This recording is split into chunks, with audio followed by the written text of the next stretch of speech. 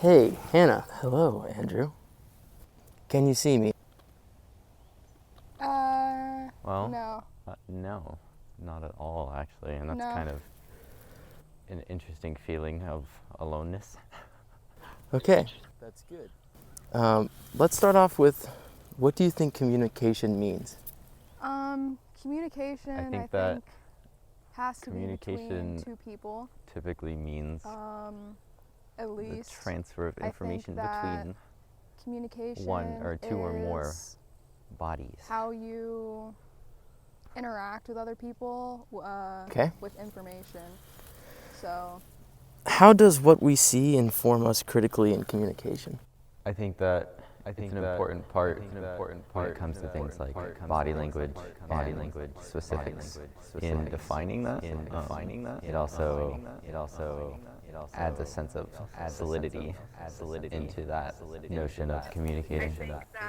I think that there's a lot of emphasis placed on sight and, reading people's body language and their facial expression, their body, like how they're reacting to what they're saying, or there's things you won't be able to pick up on. In your best words, what is the relationship between observation and communication? I think that observation aids the clarity of communication. In a sense, there's another level of detail and dimension that's provided with observation, which I think obviously in this instance is sort of on the opposite end, where the lack of observation is intentional and therefore communication feels lacking. To me, observation means, not only body language, but also like reading lips, like reading someone's mouth. I think that for different people, they, like some people are better auditory learners, some people are more visual. Yeah, but that's all. How does the word surveillance and communication?